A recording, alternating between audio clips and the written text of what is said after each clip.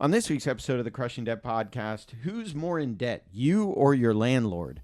So welcome back to this week's episode of the Crushing Debt Podcast. My name is Sean Yesner, owner and founder of Yesner Law, and I am joined again in studio by your financial coach, George Corbello. How you doing, George? Sean, I am doing extremely well. I have this nice new hat for all of our Patreon. It's a Yesner Law hat, so I'm feeling really good right now. But overall, I got to report I've got a few clients that in 2026 they're looking to get out of their debt situation fully.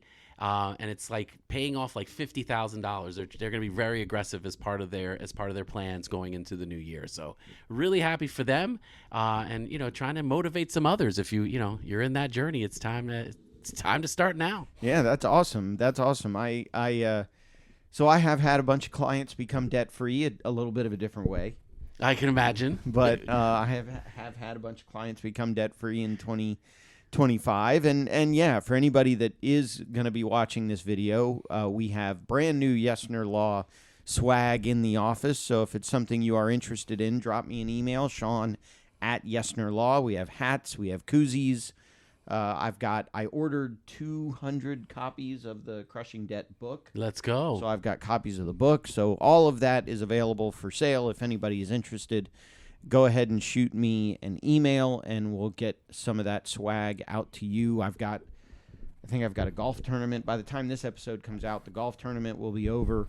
Yesner Law is sponsoring it. And then there's also the Great West Chase, a 5K, 10K race that we sponsor every year. So those two things, and I'll probably sell some of this stuff to raise money for the pancreatic cancer walk and some of that other stuff too. So nice. And I just want to remind you, we are one more episode closer to episode 500. So no pressure, bro. No pressure. Just letting you know, it's time to really have something big. Pressure.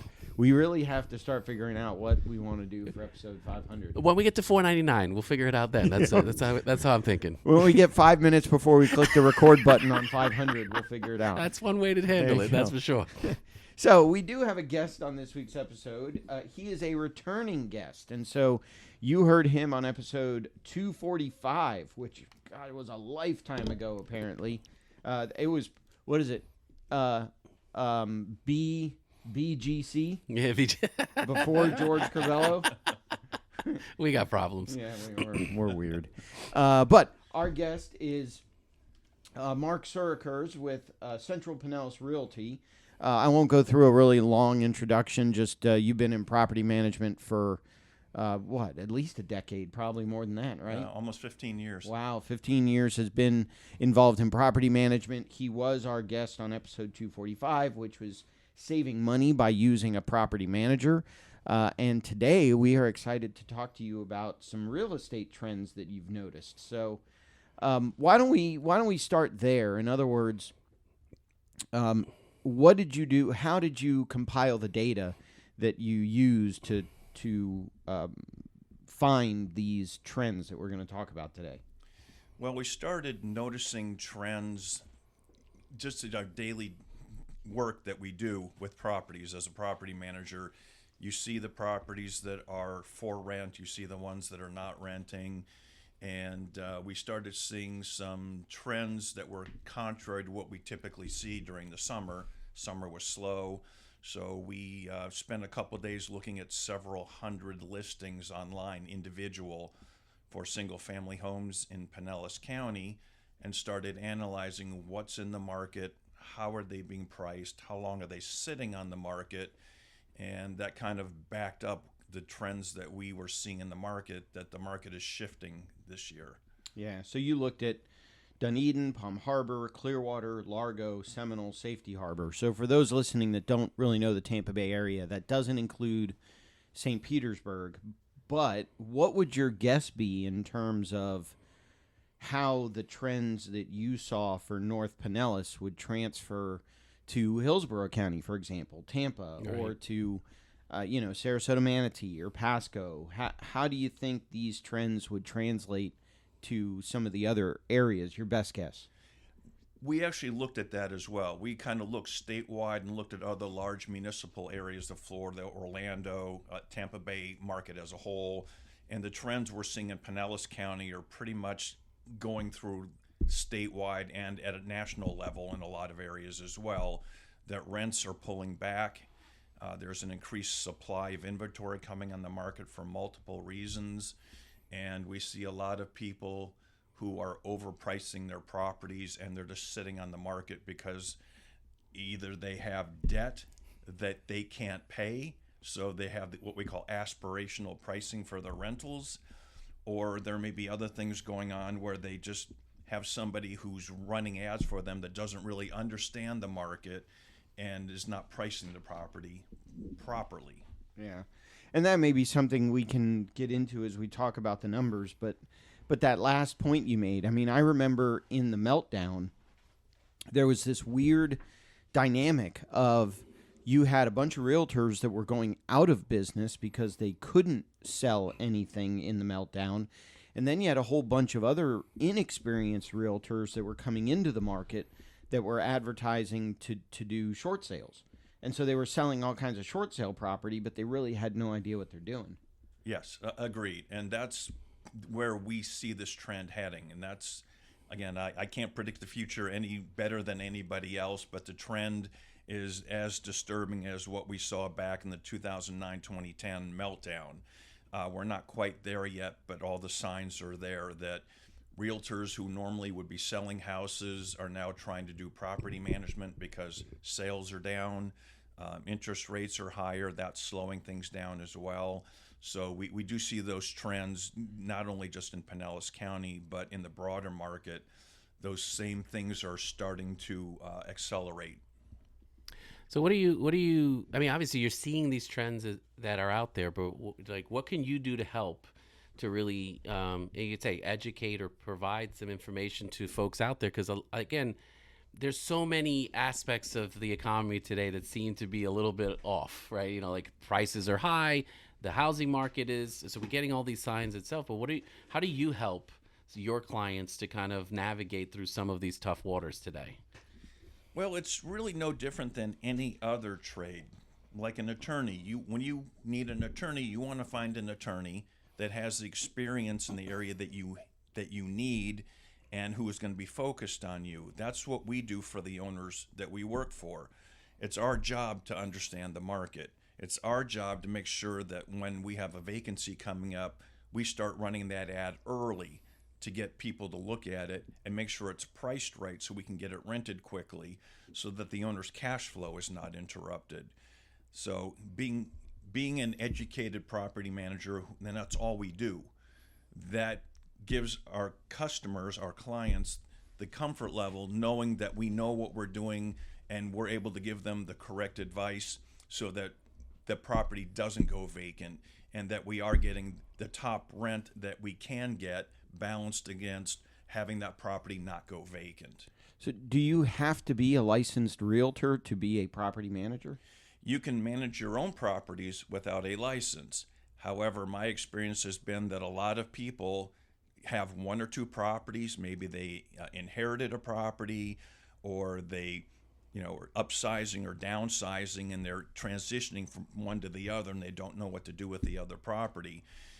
You really should have a property manager because we know the law when it comes to real estate. We know how to handle the money.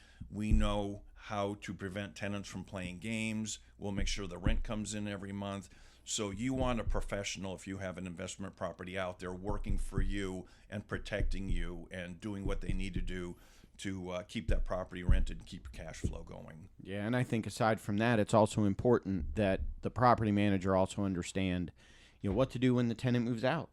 When the deposit needs to be returned, when it shouldn't be returned, when you can make a claim against the deposit. And I know at least in Florida, there are statutory deadlines to do that. Absolutely, and that is also key.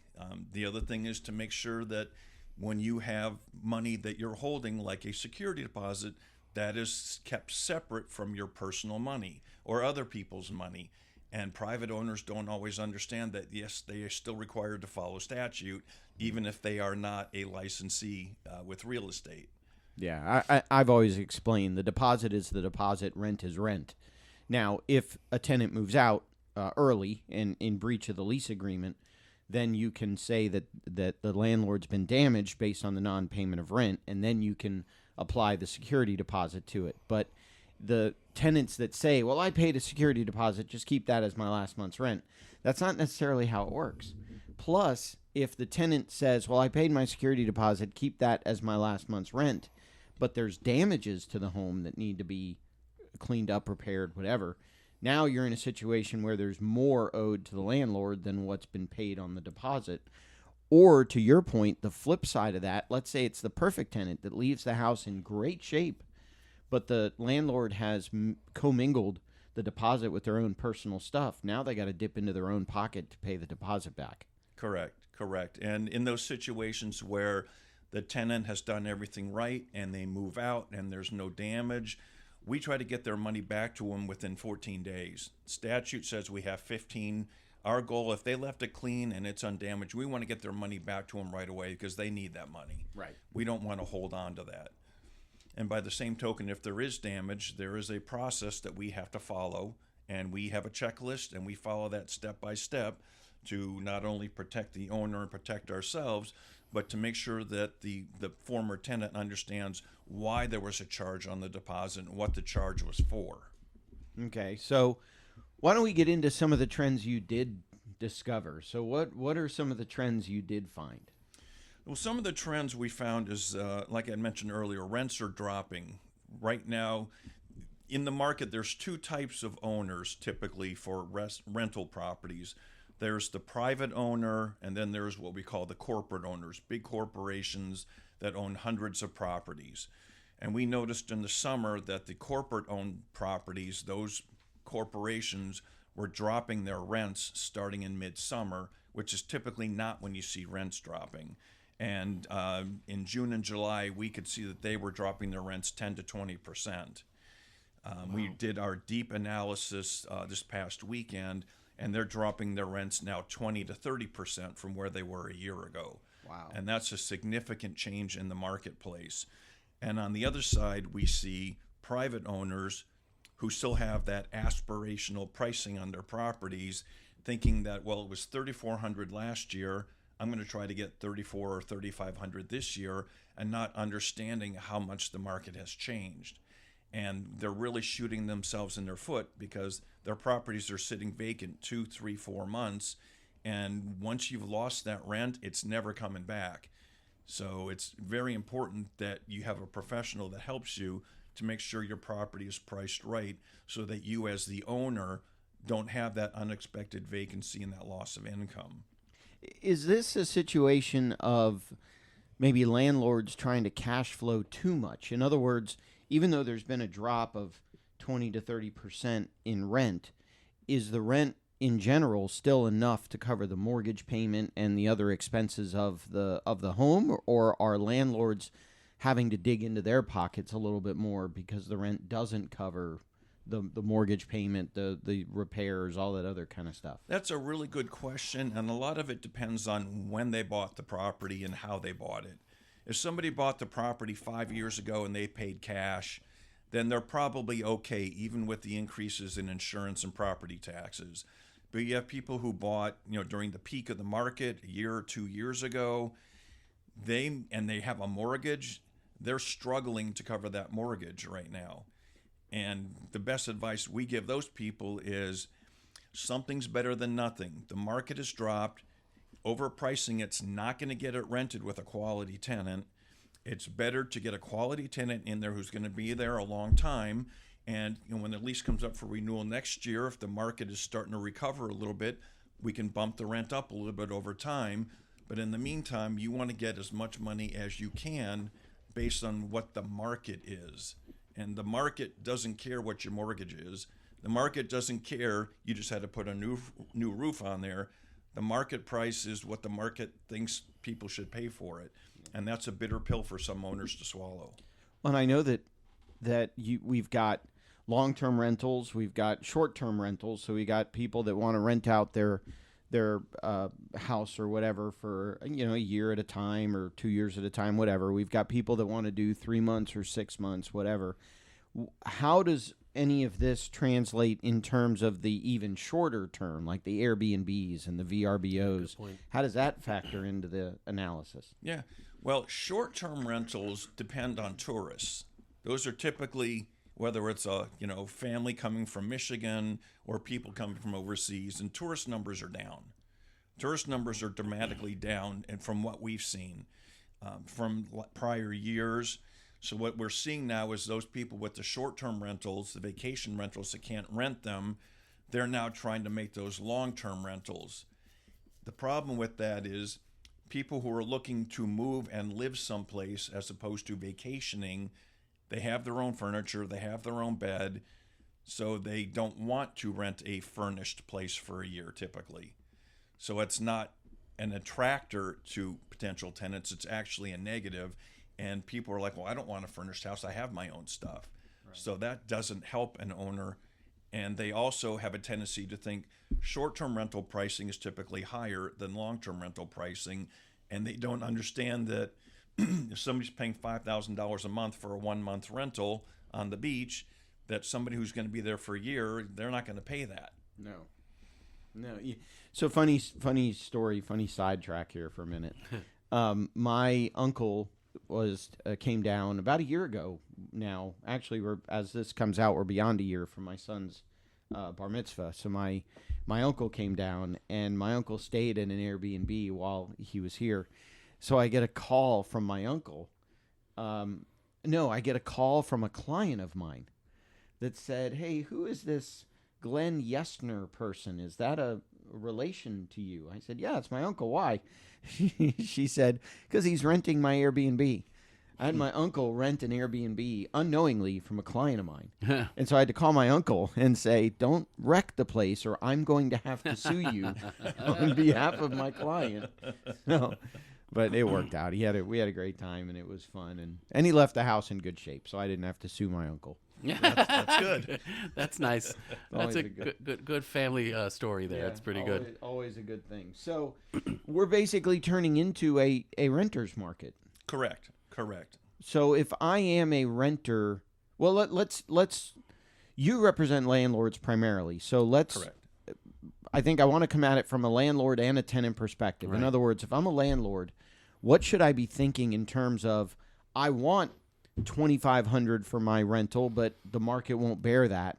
Or on the other hand, if I'm a tenant and the landlord says I want $2,500 a month for my rental or $3,000 a month for my rental, and the tenant says no, what are some strategies, I guess, from a landlord angle and or from a tenant angle on how to negotiate some of this stuff if rental prices are dropping?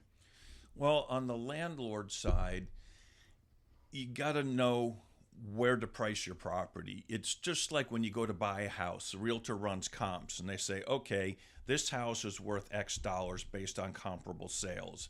It's the same thing with a rental property. Not all houses are the same.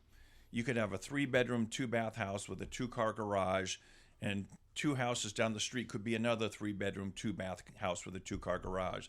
One of them's updated with nice marble tile floors and fancy fixtures, and the other one's just what I'd call a classic Florida home from the 70s. The older, non-updated house is typically going to bring in lower rent because it's not an updated property. And it all goes back to pricing it properly to get it rented. And on the tenant side, you got to look at, first thing is, what can I afford as a tenant? If I can only afford $1,500 a month in rent, you shouldn't be looking at a house that's $2,000 a month. Typically, nobody's going to lower the price 25% because you can't afford it. So it's knowing your budget and looking for those things that are in your price range, and then talking to the property manager or the owner if it's self-managed. And if you're close, they may be able to work something out. But typically, if you're really far apart, it's probably not the right property for you. Well, and I guess the kind of the age-old question you get, which I think we did go into significantly in the previous episode 245, what do you say to the landlord that says, well, if I can get let's say I can get $2,500 for it. If I get $2,500 and I self-manage it, then I get $2,500. But if I'm going to get $2,500 for it, and I hire Mark and Central Pinellas Realty, that $2,500 automatically becomes, and I'm not going to quote your prices, but that $2,500 automatically It's becomes lower. less It becomes less. because right. I got to pay the property manager. How do you address that? Oh, it's a very easy conversation for me to have with owners because we provide a service. The first question I ask them is, what do you think a property manager does for you? And you wouldn't believe how many times I hear people say, well, all you do is collect the rent. And that, actually, I look at that as an opportunity to say, well, that's one of many things that we do. Let me sit down and explain to you all the things that we do that you don't have to do when you hire us. Right. Well, all I do is type on a computer. All George does is work a calculator. Right. And the main things that really affect people is, what are you going to do when it's 10:30 on a Friday night and one of your tenants calls you because they're drunk and they lock themselves out of their house and their house is 45 minutes away from you? Do you really want to be taking those kind of calls? Right. Or it's 4 o'clock in the morning and their AC just stopped working and it's Sunday morning. Do you really want those calls coming in? When you have a property manager, we handle all that for you. Right. And that's really the value of a property manager. Is it's like your financial planner. You don't sit there every day. Most people don't sit there every day watching the market and figure out how to tweak their 401 to maximize their revenue. They have somebody, a financial analyst, financial planner, who's managing their investment. That's the same service that we provide for people who own rental properties. We're there to manage your investment, to make sure the rent gets paid, to make sure the property gets maintained. If something breaks, we hire qualified people to go out and repair whatever's damaged to protect your investment. Those are just some of the things that we provide as value points for owners. Okay. Well, I want to get back to some of the trends. What would you say to a property owner that contacts you that says, I wanted to fix and flip it, it's not selling, what do I do with it? That's an easy conversation. What I would tell them is hold on to it.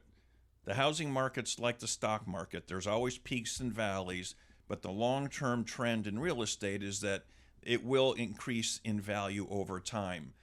Real estate is not a sprint, it's a marathon. So that owner would say, look, if you wanted to flip it, the market's not right, hold the property, let us rent it out. You've got somebody who's paying rent, which is going to pay your taxes, your property insurance, and if there's a mortgage, hopefully a significant portion, if not all of that mortgage.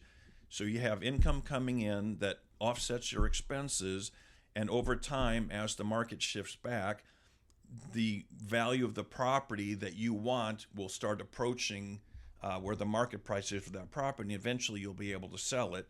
But in the meantime, turn that non-asset into an asset by having it produce cash for you. So the thing is, again, what I hear though too, is if it's having trouble renting the place itself, so getting someone to pay is the goal. But if it's priced too high, the strategy is, do you lower the price, the rent, so they have to decide what what they have to do there, or better services, right? Maybe there's some services that they can include as part of the price point. Because again, let's say I'm the normal Joe Schmo, and I'm looking at, okay, is renting better or is buying a house, better at this point? So again, there's arguments on both sides on which to handle. But I think what I've noticed, like even my daughter, right? She's 22, thinking about renting and stuff.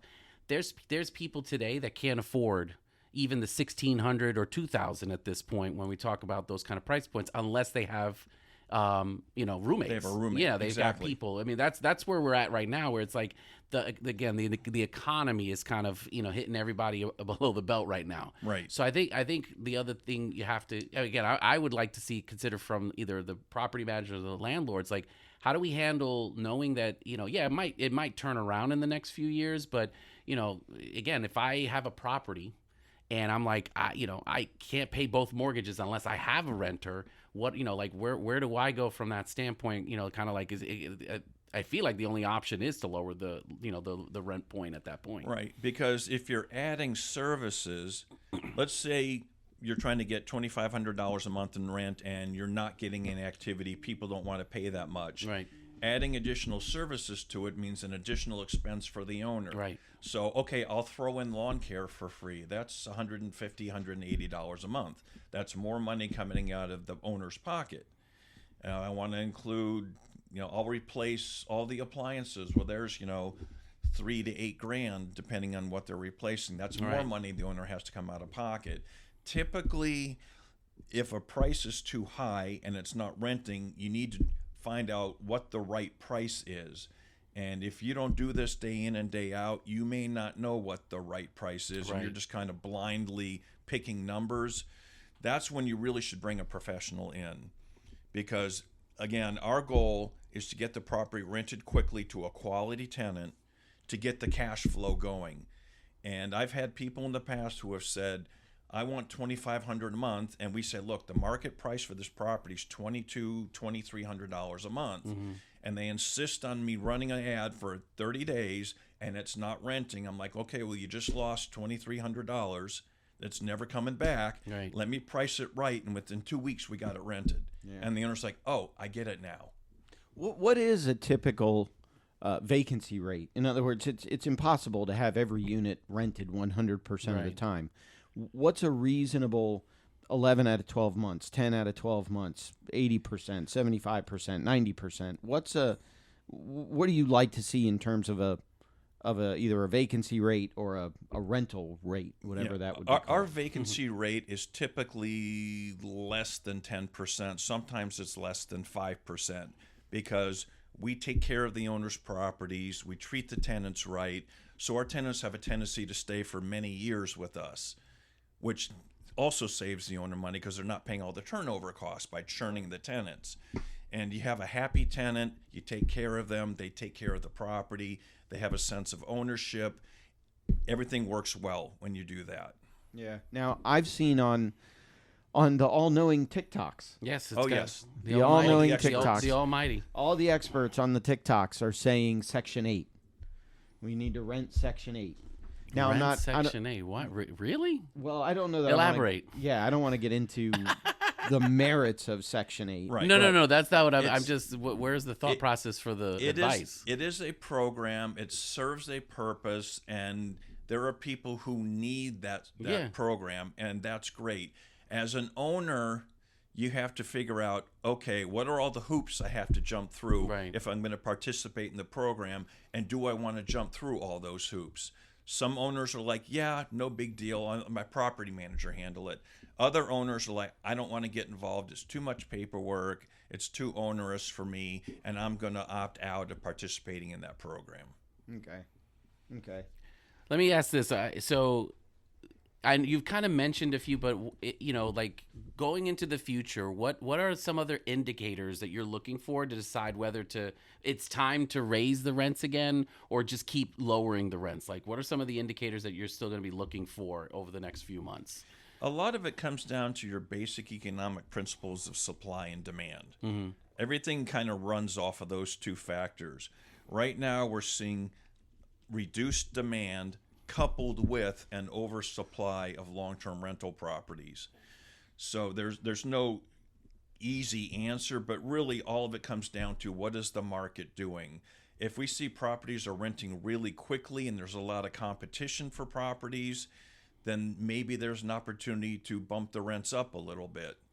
And by the same token, if you got a property out there and you're not getting activity on there, or the activity you're getting are people who are not the optimal tenants you're trying to attract, that may be an indicator that maybe you need to drop your rent to get the quality tenants that you want. Okay.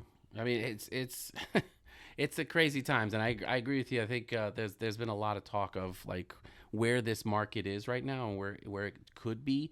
I think, is there any advice for people who are still looking to invest? When we talk about new property owners who still are thinking about renting, like, oh, I'm going to buy my second property to do rent. What's some advice you want to share with them, at the beginning of this process? The advice I'd give them is be careful, because right now the market is still declining. And if you're a cash buyer, you're in a slightly different position Right. than if you're doing what they call a leverage buy, meaning I'm borrowing money to buy this other property. And what you have to look at is, if I'm going to spend $400,000 on this house and I'm financing the money, what is my total out-of-pocket expense? What's my mortgage payment plus my taxes and insurance? What is that out of that monthly outlay I know I have to pay every month regardless of whether it's rented or not? And then look at what are houses like this house renting for right now. And if the math isn't working for you, you can't outmath the math. Either you're making enough money to cover your expenses or you're not. And that's really the short answer to, should I buy this investment property today? Got it. So one of the things that we talked about prior to recording was I told you that I had a consultation with a woman that I felt really bad. Her lease was up December 31. The landlord had given her notice, I think, at the end of September or the beginning of October, so 90 days notice that That's huge. I'm not going to renew your lease agreement. She was calling me saying, why won't the landlord renew my lease agreement? And unfortunately, what I had to tell her was, look, under Florida law, there's nothing that says the landlord has to renew your lease agreement. Now, we can't non-renew a client for a protected class, Correct. Fair Housing Act issue. So we can't say race, gender, religion, we Marital can't status, all that stuff. right. We can't Right. use any of that stuff. But any other reason, the landlord can just say simply, look, I don't want to rent to you anymore. I'm sorry. And they can give a reason. They don't have to give a reason. Right. They don't have to give a reason. As a property manager, the way we look at it is, if the tenant's paying their rent on time and they're taking care of the property and there's no drama going on, there's no drunken fights in the parking lot, and I'm not getting calls from the police, they're a quality tenant, I go to the owner and I'll say, look, there's no reason not to renew this tenant. If you don't want to renew them, that's fine, but just remember that if we don't renew them, we're going to have to go pay to change the locks. We'll have to do, Right. touch up painting, all that stuff, so which we can do. And, I'll have to go find another tenant, which I will do, but that's not in your financial best interest to do that. So I would say there's no reason to get rid of the tenant. Keep them because they're a good tenant. Now, that person you were talking about, that landlord was very generous. They gave them a lot of advance notice to give them plenty of time to find another place, Right. which they aren't required to do. You're only required to give 30 days notice of non-renewal. Unless the lease says something different. Unless the lease says otherwise. But we also, if there's a situation where we know we're not going to be able to renew a tenant, we try to let them know as early as possible. So we're giving them an opportunity, plenty of time to find another place, so they're not jammed up at the last minute. Well, and I guess that was going to be my question, is how do you analyze for the landlord? Is it better to have a tenant you don't like but that is paying rent, or is it better to have no tenant and find a tenant you do like? But I guess that all comes down to the numbers. Yeah, it comes down to the numbers and what is it that you don't like about that tenant. Right. If it's just that I don't like Larry, he always wears plaid, I hate plaid. That's not a reason to get rid of a good tenant. Right. But if if Larry is late every month and he's getting later and later every month, that might be an indication that maybe he's under some financial stress, and maybe that's a reason to not renew them, because maybe his income situation has changed and he can't really afford the property anymore. Right. And you certainly don't want to keep somebody in a position where you think they're going to fail. Yeah. Any other trends that you've noticed that you wanted to talk about or point out? Yeah, another trend that we noticed, which also to us is a yellow flag or yellow card if you're a soccer fan, is we're seeing a lot of realtors who are basically make their money buying and selling properties are now starting to dip their toe into property management. So we've started seeing a lot of ads where it's listed by somebody with XYZ brokerage and it's not a property management brokerage. And we can usually tell those pretty quickly because the property isn't priced right. The copy for the property, which normally it's 3-bedroom, 2-bath, what are the features of the property? Why would somebody want to move in? It reads like a for sale ad, not like this is your next home for the next short period of time. Right. So that's something else that we've started seeing a lot of are the realtors who are, in my opinion, is they're trying to hold on to the listing. So look, don't don't terminate the listing. Let me see if I can get a renter for you. And in the meantime, I'll keep the listing active, and maybe we can find a buyer in the meantime. But that isn't doing the owner any good, because if I'm an investor, I don't necessarily want to buy a property that has somebody else's tenant in it. And if I'm going to buy it because I want to live in the house, I now have to wait because there's somebody in there with a lease, and I can't move in after closing because they have a lease, and unless something happens, they can't be forced out of the property. Yeah. So that's not always doing the owner a favor by trying to do both. Yeah. Well, and I think it's the same, a similar analogy. I mean, I handle real estate law and bankruptcy law. I don't do family law. I don't do criminal law. I don't do. So I get the analogy in terms of, yeah, I'm an attorney. Can I go in front of a family law judge and argue a case? Absolutely. But I'd have no idea what I'm doing. So if you're a realtor that helps people buy and sell houses, great. Help them buy and sell houses. Don't necessarily start to dabble in managing the property, even though you're qualified to do that, even though you're licensed to do that. If you don't know what you're doing, stay away from it. I'm the same way in reverse. I have a broker's license. I could go out and buy and sell houses, but that's not what I do every day. That's not what I know. And I wouldn't be serving the owner of that property by trying to do something that's not in my area of expertise. And the same thing goes the other way. And I tell those realtors, look, if they want to rent it out, let me manage it for them. I'm not going to step on your toes, realtor. I don't buy and sell houses. When they're ready to sell it, the owner's going to come back to you. I'm not going to get in the way of your sale, but let me help them for you. Yeah. Right. Well, as we kind of get towards the end of the episode, is there anything else that you wanted to bring up? Anything else you wanted to talk about? Really, what I would say is if you're an owner of real estate and you see these trends in the market, don't panic. Don't freak out. This is just one of those valleys. Eventually, it'll turn around. If you are self-managing and you're struggling, or you've got somebody helping you that's not really doing a great job for you, it's not necessarily a reflection on their skill set, but maybe they're just not the right fit for you. All right. Don't be afraid to say, hey, when I'm ready to sell, I'll give you a call back, but right now I need to do something different. And then interview with property managers and find the property manager that's the right fit for you.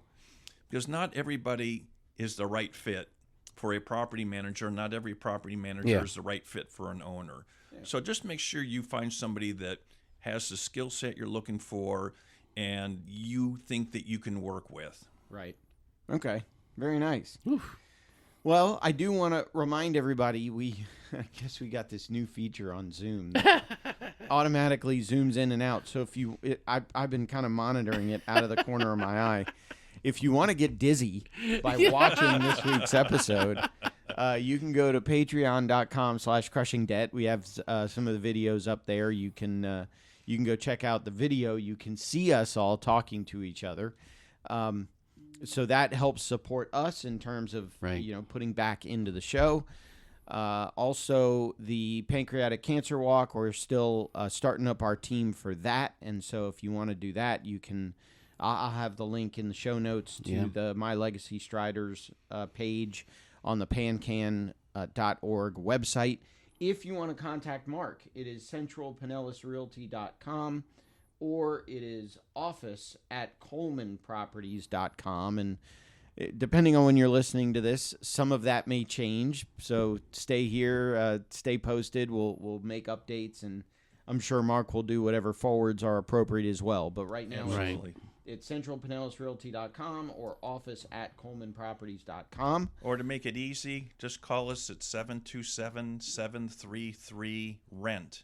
Okay. Nice. There you go. So there's the number. I'll put that number in the notes as well.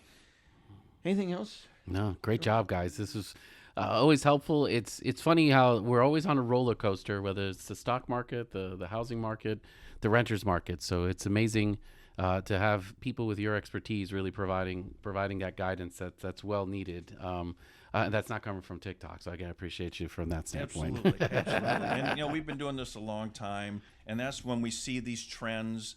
We know that it's our responsibility to educate our owners, our clients. That's great. So they understand the market, because a lot of them don't live in the area. They have real jobs, and that's not their job to keep monitoring the market. That's why they hire a professional. Makes sense. Nice.